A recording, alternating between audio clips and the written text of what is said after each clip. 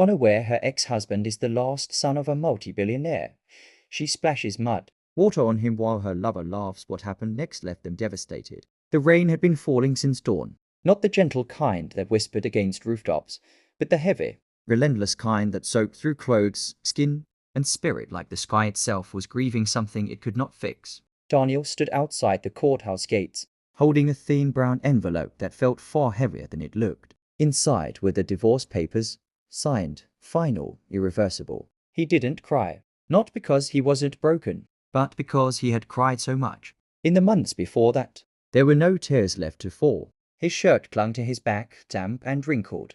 Mud splashed up from the roadside with every passing car, staining the edges of his trousers. He looked like a man the world had already decided was invisible. And maybe, in that moment, he was. Across the street, under a large black umbrella, stood Sophia, his ex-wife. She didn't look back. She was laughing. Not the quiet, nervous laugh of someone masking pain, but a bright, careless laugh. The kind that comes when you feel certain you made the right choice. Beside her stood Victor, tall, confident, wearing a tailored jacket that probably cost more than Daniel's monthly salary ever did.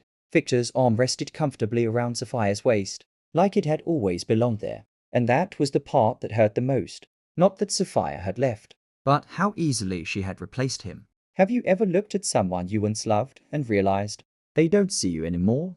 If you've ever felt replaced or discarded, share your thoughts in the comments. Daniel remembered when Sophia used to look at him that way. Back when they were young. Back when hope was enough. Back when love didn't depend on money, status, or appearances.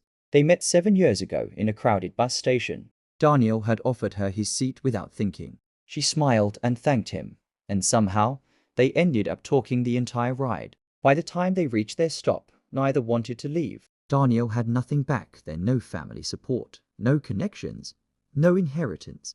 He grew up moving from one foster home to another, carrying questions no one ever answered. Who were his parents? Why was he abandoned?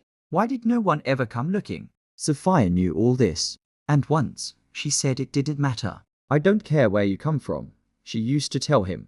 I care where we're going. But somewhere along the road, that promise got lost. The problems didn't start overnight. They crept in slowly like cracks in a wall you ignore until the building collapses. Daniel worked long hours as a logistics clerk, earning just enough to survive. He never complained, never raised his voice, never blamed Sophia for wanting more. But Sophia wanted a different life. She wanted designer bags, fancy dinners, social media photos that screamed success. Victor gave her that. Victor was everything Daniel wasn't. And Sophia made sure Daniel knew it. You're too comfortable being average, she said one night, scrolling through her phone while Daniel ate silently. You have no ambition, she added, not even looking at him. Sometimes I wonder why I married you. Those words didn't just hurt. They hollowed him out. Let me ask you this. Do you think words spoken in anger should be forgiven easily? Or do some words leave scars that never heal? Drop your opinion in the comments. The affair came out like most betrayals do, accidentally. A message popped up on Sophia's phone while she was in the shower. Daniel didn't mean to read it. He wasn't suspicious by nature. But the words stared back at him. I miss you already. Last night was perfect. His hands shook. When he confronted her, she didn't deny it. She didn't even apologize. I fell in love with someone who knows what he wants, she said coldly. And that someone isn't you. That was the night Daniel slept on the floor. That was the night something inside him quietly broke. Now, standing outside the courthouse, the memory burned fresh. Sophia finally turned. Her eyes met Daniel's for just a second. There was no guilt there, only relief. She leaned closer to Victor and whispered something in his ear. Victor glanced at Daniel, smirked, and laughed. Laughed, as if Daniel were a joke. A failed chapter, a man already erased. If you were in Daniel's place, would you confront them, or would you walk away in silence? Tell us what you would do. Daniel lowered his gaze. Not because he was weak, but because he was tired. Tired of proving himself to people who had already made up their minds. He turned and walked toward the bus stop, the envelope still clenched in his hand. That's when it happened. A luxury SUV rolled past, hitting a deep puddle at full speed. Dirty brown water exploded into the air. Before Daniel could react, the muddy water drenched him from head to toe. His face, his shirt, the divorce papers now soaked, smeared, ruined. He staggered back, coughing, wiping his eyes. From behind him came laughter. Not just any laughter. Sophia's laughter. Victor's laughter. Uncontrolled, mocking, cruel. Sophia stepped forward, her heels clicking against the wet pavement. She looked Daniel up and down with a mix of disgust and amusement. "Oh my God," she said loudly, making sure people nearby could hear. "You really can't get any lower, can you?" Victor added, "Looks like the world agrees you're trash." Daniel said nothing. The crowd watched. Some looked away in discomfort. Others stared openly. No one helped. This is important. Have you ever seen someone humiliated in public and did nothing? Why do you think people stay silent in moments like this? Share your thoughts. Sophia crossed her arms. "You know," she continued, "this is exactly why I left you. You attract misfortune. You're always dirty, struggling, unlucky." She scoffed. "I can't believe I ever thought you were enough." Each word landed like a blow. Victor wrapped an arm around her shoulders. "Come on," he said. "We shouldn't waste time on him." But Sophia wasn't done. She reached down, picked up a small plastic cup someone had dropped nearby still, filled with muddy rainwater. Daniel noticed too late. She threw it. The water splashed across his chest and face. Gasps rippled through the small crowd. Sophia smiled. "There," she said. "Now you match your life." Victor burst into laughter again. Daniel stood frozen, mud dripping from his hair, water running down his face like tears he refused to shed. And in that moment, something changed. Not outside, inside. Ask yourself this. When someone humiliates you, do they break you or do they reveal who they truly are? Let us know what you believe. Daniel bent down slowly and picked up the ruined envelope. The papers were unreadable now. Ink bled everywhere, names blurred beyond recognition. Just like his marriage, just like his past. He straightened up, looked Sophia in the eyes one last time, and spoke softly. "I hope," he said, voice steady despite everything, "that one day you never feel what I feel right now." Sophia rolled her eyes. "Don't be dramatic." Victor pulled her away. They walked off laughing, leaving Daniel standing alone in the rain. What none of them knew, what no one watching could have imagined, was that somewhere across the ocean, a man worth billions was desperately searching for the son he lost decades ago. A son whose name had been erased, a son whose existence had been hidden, a son standing right there, soaked in mud, humiliated, forgotten. Do you believe destiny can find you even at your lowest point? Or do you think some people are simply meant to suffer? Drop your answer in the comments and stay with this story, because this was only the beginning. The rain didn't stop when Sophia and Victor walked away. If anything, it came down harder thick, drops pounding the pavement like a cruel reminder that humiliation doesn't end just because the laughter fades. Daniel stood there long after they disappeared from sight. People passed him. Some glanced briefly, then looked away. Others whispered. A few smirked, entertained by another man's misery. No one offered him a towel. No one asked if he was okay. No one cared. Because suffering is easy to ignore when it doesn't belong to you. Daniel finally moved, his shoes squelching with every step. Mud clung to him like shame. He felt exposed not just physically, but emotionally, as though the world could see every failure he'd ever tried to hide. As he walked, his mind replayed Sophia's words over and over. You attract misfortune. You're unlucky. You were never enough. Let me ask you something deeply personal. Have you ever started believing the cruel things someone said about you, simply because they said them so often? Share your thoughts in the comments. The bus ride home felt endless. Daniel sat at the back, tripping onto the floor. A woman nearby pulled her bag closer. A man frowned in disgust. The driver glanced at him in the mirror but said nothing. Daniel didn't blame them. He wouldn't want to sit next to himself either. When he finally got off, the sky was already darkening. His apartment building stood like a tired old man, cracked walls, flickering lights, paint peeling away from years of neglect. Inside his one-room apartment, silence greeted him. No warmth, no welcome, no one asking how his day went. He stripped off his soaked clothes and sat on the edge of the bed, staring at the floor. That's when the weight of it all finally hit. Not the divorce, not the humiliation, but the realization that he was completely alone. No parents, no siblings, no partner, just unanswered questions and memories of rejection. Is being alone worse than being with someone who constantly makes you feel small? Tell us what you believe. Daniel lay back and stared at the ceiling, where a crack ran from one corner to the other like a scar. His thoughts drifted to the past, the parts he rarely allowed himself to remember. He was found as a baby outside a rural clinic. No name, no note, just a thin blanket and a small silver pendant with a strange symbol etched into it. The nurses said he barely cried, as if he already knew no one was coming. He grew up in foster homes, each one temporary. Some were kind, others were not. Every time he started to feel settled, he was moved again. By age 16, he stopped unpacking. By 18, he stopped hoping. The pendant stayed with him through everything. He never took it off. It was the only thing that felt like proof he hadn't imagined his own existence. Sometimes, late at night, he wondered, who gave this to me? Did they ever regret leaving me? Let me ask you, do you believe parents who abandon their children deserve forgiveness? Or is some pain unforgivable? Share your thoughts. The next morning, Daniel woke to the sound of his phone buzzing, a number he didn't recognize. He ignored it. Then it rang again, and again. Finally, irritated and exhausted, he answered. Hello. There was a pause on the other end, then a voice deep, controlled, unfamiliar. Is this Daniel Hayes? Yes, Daniel replied cautiously. No, the man replied calmly. We're looking for you. Daniel almost laughed. No one looks for me. Another pause. We believe, the man continued carefully, that you may be the biological son of Mr. Jonathan Wright. The name meant nothing to Daniel, but the way the man said it slow, deliberate sent a strange chill through him. And who is Jonathan Wright? Daniel asked. Silence. Then, one of the wealthiest men in the world. Daniel laughed this time. A hollow, humorless sound. This isn't funny, he said. If this is some kind of joke. It's not, Samuel interrupted. We have reason to believe you were taken from Mr. Wright's care over 30 years ago. Daniel's heart began to pound. That's impossible, he said. I was abandoned. So we were told, Samuel replied quietly. If you received a call like this after a lifetime of nothing, would you believe it? Or hang up? Tell us what you'd do. Daniel ended the call. He sat there shaking, phone still in his hand. Hope was dangerous.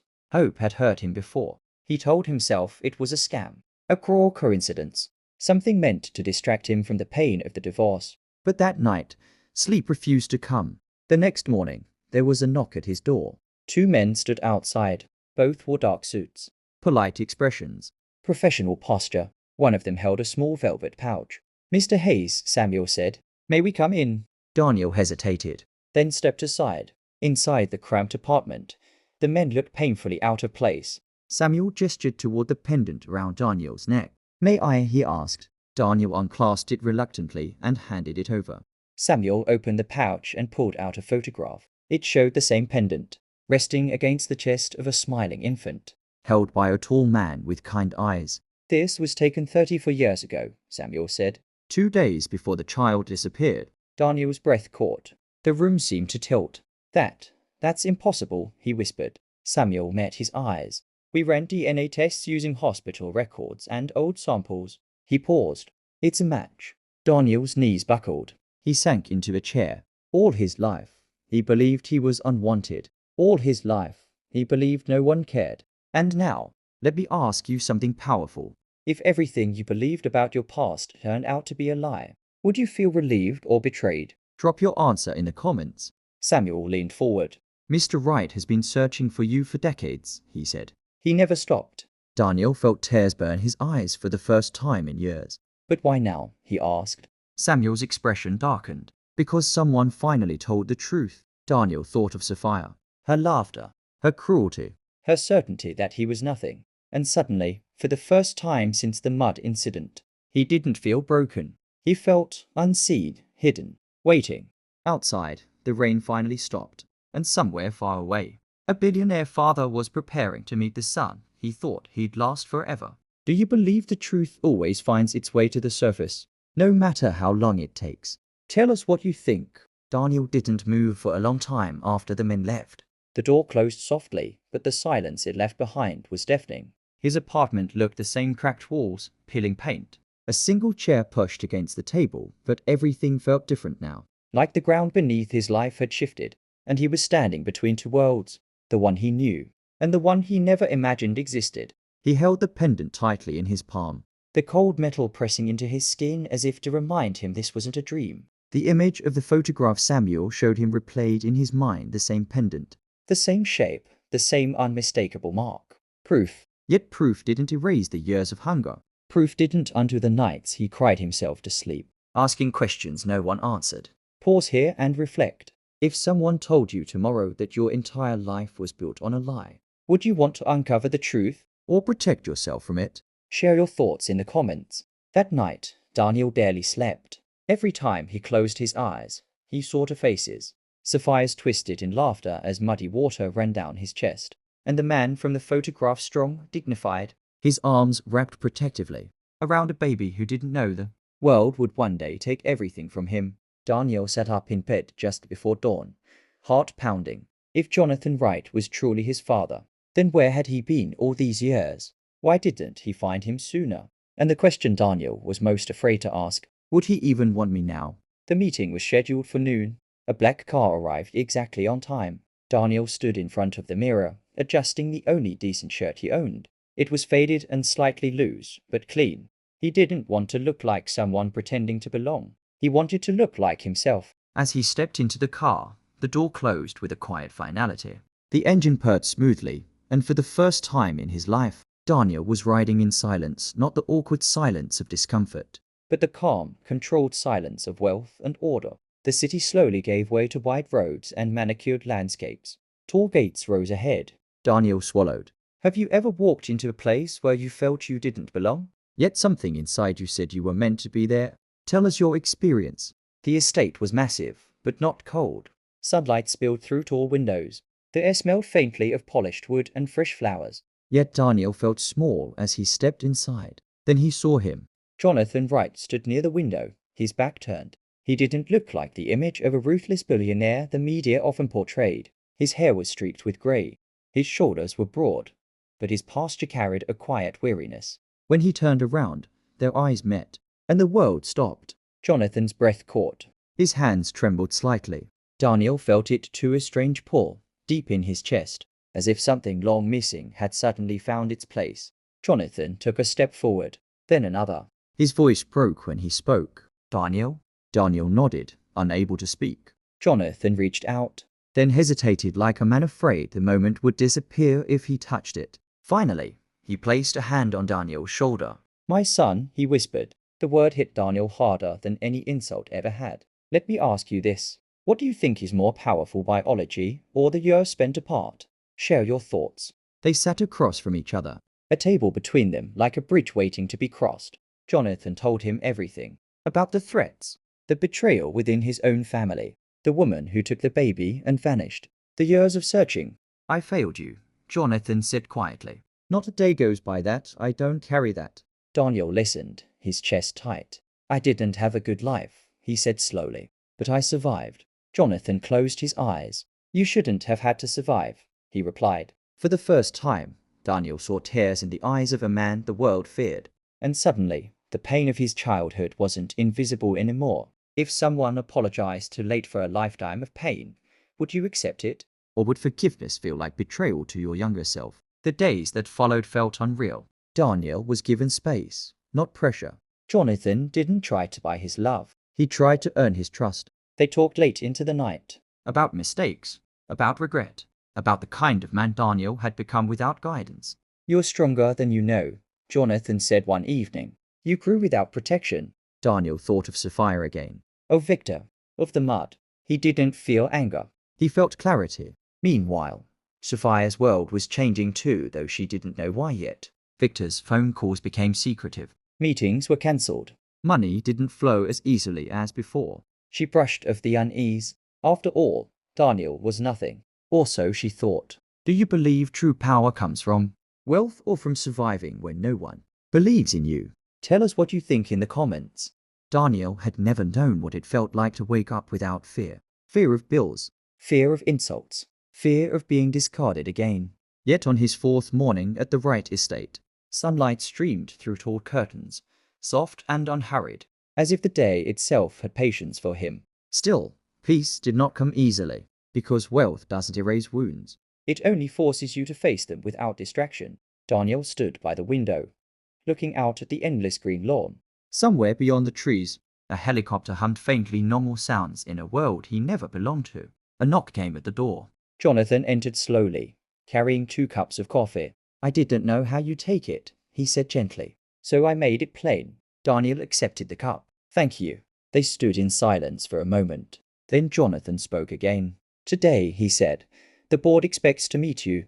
Daniel's grip tightened slightly. "The board?" he asked. Jonathan nodded. "People who've helped build the empire, and people who would tear it down if they thought I was weak." Daniel exhaled.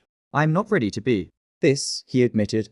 "I still feel like the man covered in mud at a bus stop." Jonathan turned to him fully. "And that," he said firmly, "is exactly why you're ready. Do you think humility is a weakness or the strongest foundation a person can have? Drop your answer in the comments." The boardroom was massive. Glass walls, polished floors, faces that carried power like armor. Daniel felt every eye on him as he walked in beside Jonathan. Some were curious, some skeptical, some calculating. One man leaned toward another and whispered, not quietly enough, "That's him. He doesn't look like a right." Daniel heard it. Jonathan did too. Jonathan didn't react. Instead, he placed a hand on Daniel's shoulder. "This," Jonathan announced, voice steady, "is my son." The room fell silent. Daniel didn't smile. He didn't bow. He simply stood. And for the first time in his life, he didn't shrink. Have you ever been judged the moment you walked into a room before you spoke a single word? How did it make you feel? The meeting ended with polite applause and colder stares. Daniel left drained. Power had a temperature, and that room was freezing. Later that evening, he wandered into a private wing of the estate and found a wall lined with framed photographs. Jonathan at charity events. Jonathan with world leaders. Jonathan receiving awards. And then one empty frame. Daniel turned to Jonathan, who had followed quietly behind him. "That was meant for you," Jonathan said. "I couldn't bring myself to take it down." Daniel stared at the empty space. All his life, there had been a space like that inside him. Waiting, across town, Sophia sat in a luxury restaurant, scrolling through her phone while Victor talked. She wasn't listening. Her feed was flooded with news. Bright global shares shift, internal changes expected. She frowned. Victor noticed. "What is it?" "Nothing," she said quickly. "Probably business drama." But unease crept in. For reasons she couldn't explain, Daniel's face flashed in her mind. She shook it away. "Why do you think guilt often appears only when consequences get close? Share your thoughts." Back at the estate, Daniel stood in front of a mirror, this one taller, clearer than any he'd ever owned. He barely recognized the man staring back, not because of the clothes, but because of the posture, the stillness, the quiet strength forged by years of being overlooked. Jonathan stepped beside him. "You don't have to change," he said. "The world will try to mold you. Don't let it." Daniel nodded slowly. "I won't." Inside him, something settled. Not revenge, not pride, purpose. Do you believe a person's past should define their future or prepare them for it? Tell us what you believe in the comments. Truth has a way of moving quietly at first. It doesn't announce itself with thunder or headlines. It seeps into cracks. It unsettles routines. It waits until the lie grows comfortable. And then it strikes. Daniel felt it that morning. He received his first invitation bearing the right family seal. A charity gala. Black tie. Global press. Jonathan studied his son carefully as Daniel read the card. "You don't have to go," Jonathan said. "Not yet." Daniel folded the invitation slowly. "No," he replied. "I do. Not for revenge. Not for recognition. But because hiding had never protected him. Have you ever avoided a place or a moment because you were afraid of being seen? What changed when you finally stopped hiding? The days leading up to the gala were heavy. Tailors adjusted suits Daniel felt unworthy of. Advisors offered coaching he politely declined. "I won't pretend to be someone else," he said quietly. "People will see who I am." Jonathan smiled. "That's what scares them across the city." Sophia's world was trembling. Victor was distracted now. His confidence, once effortless, was strained. She overheard phone calls, caught fragments. Right global. Internal audit. New air. Her stomach tightened. She asked Victor directly. He waved it off. Corporate nonsense. But that night, Sophia lay awake, haunted by the image of Daniel standing silently in the rain. Why do people often underestimate those who stay quiet through pain? Share your thoughts. The gala hall glowed with light and wealth. Crystal chandeliers. Cameras flashing. Laughter polished and practiced. Daniel stepped inside beside Jonathan. Whispers followed. Some curious, some dismissive, some shocked. Sophia arrived moments later on Victor's arm, radiant in red silk. Her smile froze. She saw Daniel, clean, composed, standing beside Jonathan Wright. Her breath caught. Victor stiffened. "That's impossible," he muttered. Daniel met her gaze not with anger, not with triumph, but calm. The kind of calm built from surviving the worst. What hurts more, to be humiliated, or to be forgotten by those who wronged you? Tell us in the comments. Jonathan took the stage. "My friends," he began, "tonight is about generosity and truth." The room hushed. "For decades, I believed my greatest failure was business," he continued. "But I was wrong." He turned to Daniel. "My greatest failure was losing my son." Gasps rippled through the hall. Sophia's knees nearly gave way. Victor's face drained of color. Daniel stepped forward, not as a victim, not as a beggar, but as a man who had endured. "Do you believe karma arrives loudly or waits for the perfect moment?" Share your answer below. The room was silent. Not the polite silence of wealthy gatherings, but the kind that presses against your ears.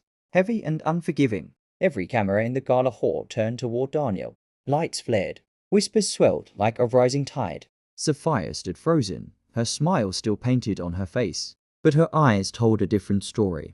They were wide, unsteady, afraid. Victor's hand tightened around his glass. He hadn't laughed in a long time. Jonathan's voice cut through the tension. "My son was taken from me when he was an infant," he said. "For 34 years I searched." He paused. "And now he is home." Applause broke out, hesitant at first, then thunderous. Daniel didn't bow. He didn't wave. He simply stood there, feeling the weight of every eye, every judgment, every moment of his past colliding with his present. If the people who once mocked you suddenly applauded you, would you feel satisfied or empty? Tell us what you think. Sophia's chest tightened. The memories rushed in uninvited. Daniel offering her his seat on the bus. Daniel working late shifts. Daniel standing silently while she tore him down with words. And the mud, the muddy water she had thrown. Her stomach churned. Victor leaned toward her and whispered, "Stay calm." But his voice shook, because Victor knew something Sophia didn't yet. This wasn't just emotional. This was financial. Daniel stepped away from the stage, but he could feel Sophia's eyes burning into his back. She followed him into a quieter corridor. "Daniel," she called, her voice unsteady. "Wait." He turned. For the first time since the courthouse, they stood face to face without an audience laughing. "I didn't know," she said quickly. "I swear I didn't know." Daniel studied her. "I know," he replied. Those two words crushed her more than anger ever could. Do excuses matter when the damage is already done? Share your thoughts. Victor joined them, forcing a smile. "Daniel, right?" he said, extending a hand. "Congratulations." Daniel didn't take it. Victor cleared his throat. "Look," Victor continued, "there's been a misunderstanding between us." Daniel met his eyes. "There hasn't," he said calmly. "You showed me exactly who you are." Victor's smile cracked. Jonathan's legal team moved swiftly. Audits were announced. Partnerships reviewed. Contracts frozen. Victor's company was exposed, built partly on misrepresented affiliations. By morning, investors were pulling out. Victor's phone buzzed endlessly. Sophia watched it all unfold, her world collapsing in real time. Why do people only respect power after they recognize it? Drop your answer in the comments. Later that night, Daniel stood alone on a balcony overlooking the city. Jonathan joined him. "You could have destroyed them," Jonathan said quietly. Daniel nodded. "But that wouldn't heal me." Jonathan placed a hand on his son's shoulder. "I'm proud of you." Daniel felt something warm settle in his chest. Not victory. Peace. Sophia sat alone in the gala hall. Her dress suddenly too tight, too bright, too heavy. For the first time, she understood. She hadn't lost Daniel because he was nothing. She lost him because she couldn't see value unless it shinned. Do you believe humility protects people from becoming cruel, or do people learn humility only after losing everything? Tell us what you think. Morning arrived without mercy. The sun rose just as it always did, indifferent to the lives it exposed. Sophia sat on the edge of her bed, staring at her phone. Notifications flooded the screen: news articles, gossip blogs, private messages from friends who suddenly wanted explanations. Wright's last son revealed ex-wife at center of shocking revelation. Her name wasn't mentioned, but she knew. Everyone knew. Victor paced the room, his tie loosened, his face pale. "They're freezing accounts," he muttered. "Deals are falling apart." Sophia didn't respond. For the first time in years, there was nothing she could say to fix things. When success vanishes overnight, do you think people miss the comfort or the power it gave them? Share your thoughts in the comments. Daniel, meanwhile, woke to quiet. Not the uneasy quiet of loneliness, but the calm that comes when you no longer fear the day ahead. He joined Jonathan for breakfast on the terrace. "You slept well?" Jonathan asked. "Yes," Daniel said honestly. That surprised him, because peace was unfamiliar. Jonathan watched him carefully. "You don't owe anyone explanations," he said. "Not the press, not your past." Daniel nodded. "I know," he replied, "but I owe myself closure." Sophia tried calling Daniel. Once, twice, 10 times. No answer. She finally drove to the right estate, her hands shaking as she handed her name to security. She wasn't turned away. Daniel agreed to see her. They met in a quiet sitting room. Sophia stood, unsure where to place her hands. "I ruined everything," she said. "I see that now." Daniel listened. He didn't interrupt. "I thought love was about winning," she continued. "About choosing the best option." She swallowed hard. "I was wrong. Is realizing your mistake enough? Or does accountability require more than regret?" "Tell us what you think." Daniel spoke gently. "You didn't break me," he said. "You revealed me." Sophia's eyes filled with tears. "I would give anything to go back." Daniel shook his head. "Some lessons only arrive after the door closes." She nodded, defeated. Victor wasn't so reflective. He blamed Daniel, blamed Jonathan, blamed fate. But the world had already decided. Contracts were voided, lawsuits filed, reputations erased. Victor learned too late that arrogance is expensive. Why do people confuse confidence with cruelty? Share your thoughts. That evening, Daniel stood before the same bus stop where he had once been drenched in mud. The puddle was gone, but the memory remained. He stood there not to relive pain, but to release it. Jonathan waited nearby, silent, respectful. "You didn't come back to humiliate them," Jonathan said softly. "No," Daniel replied. "I came back to forgive myself for staying silent for so long." Do you believe forgiveness is a gift you give others or a freedom you give yourself? Tell us in the comments. The press didn't wait long. By the next morning, Daniel's face was everywhere. Not the mud-soaked man from the bus stop, but a composed figure standing beside. Jonathan Wright. Eyes steady, posture calm.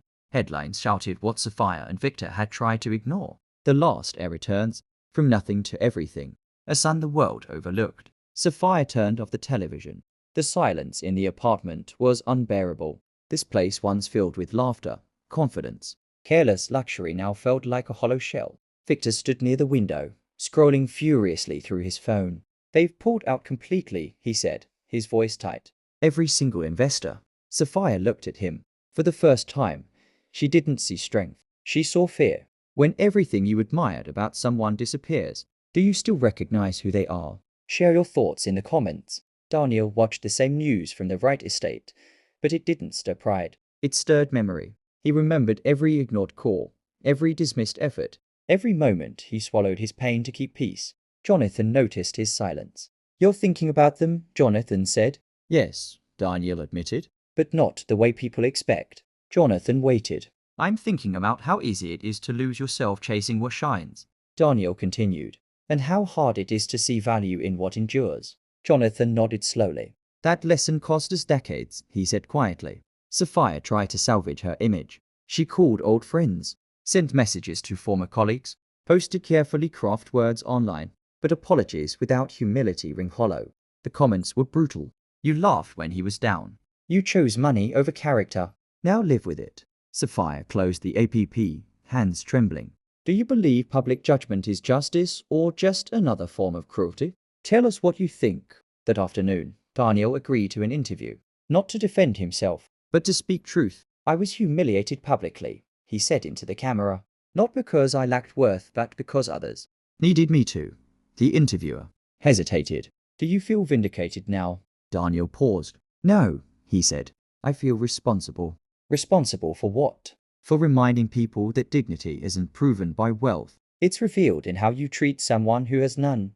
The clip went viral. Victor watched it in silence. Something inside him cracked. For the first time, he understood. He hadn't lost because Daniel became powerful. He lost because he had always been small. Why do some people need to step on others to feel tall? Share your thoughts. That evening, Daniel visited a shelter quietly, without cameras. He sat with people who looked like he once did, listened, shared a meal. No one knew who he was, and that mattered.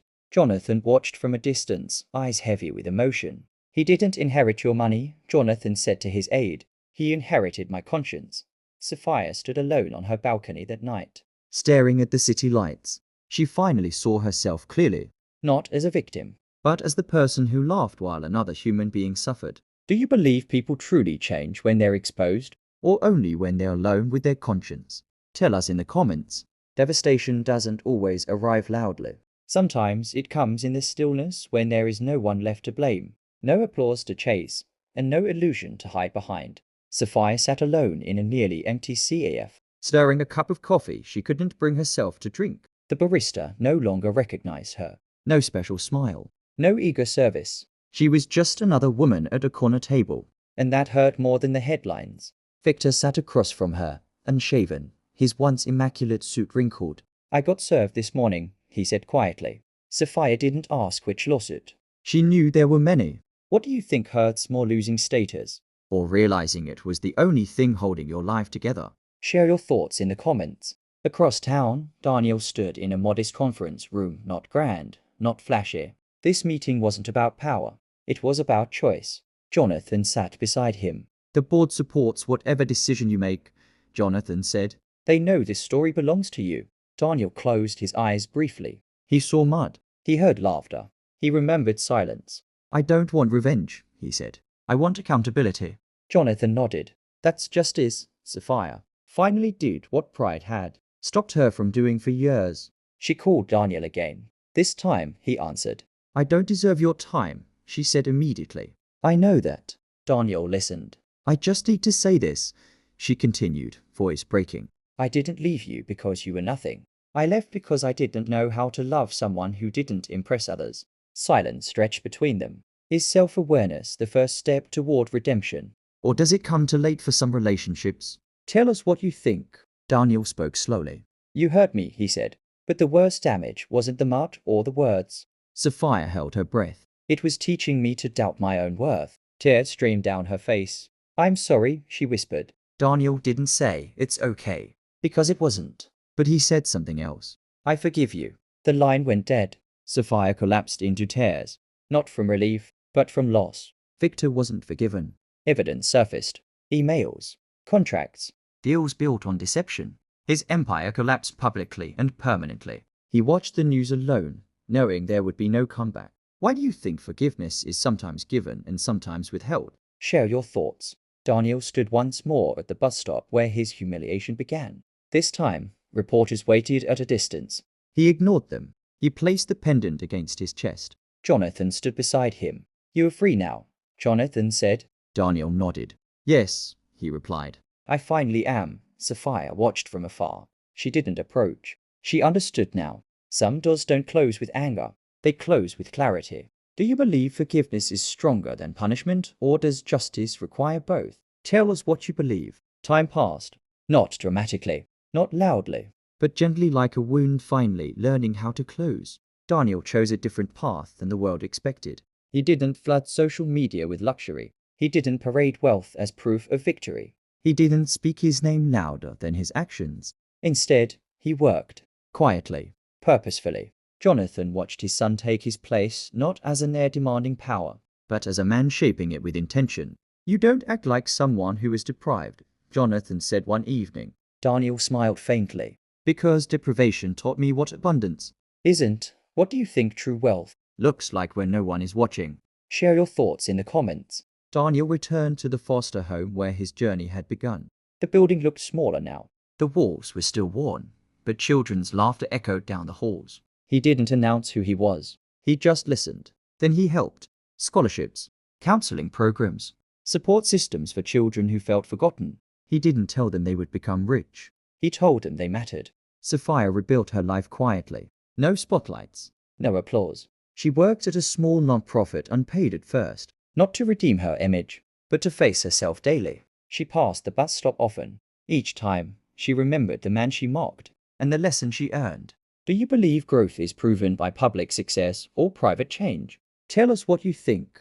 Victor faded from relevance, not ruined by one man, but by his own reflection. He learned too late that stepping on others creates enemies, not strength. One evening, Daniel and Jonathan stood together on the estate balcony. The city lights glimmered below. Jonathan spoke softly. I spent billions building an empire, he said, but finding you was my greatest return. Daniel placed the pendant in Jonathan's hand. I carried this through everything, he said. I think it belongs with you now. Jonathan closed his fingers around it, tears in his eyes. Daniel looked out at the world not with bitterness, not with pride, but with understanding. He had been humiliated. He had been abandoned. He had been underestimated. And still, he chose dignity. If the world once laughed at you, and later applauded you, which moment would define you? Tell us in the comments. Final moral lessons. Never judge a person by their lowest moment. Wealth reveals character. It does not create it. Humility outlives humiliation. The greatest revenge is becoming whole, not becoming cruel. And kindness always remembers who you were before success.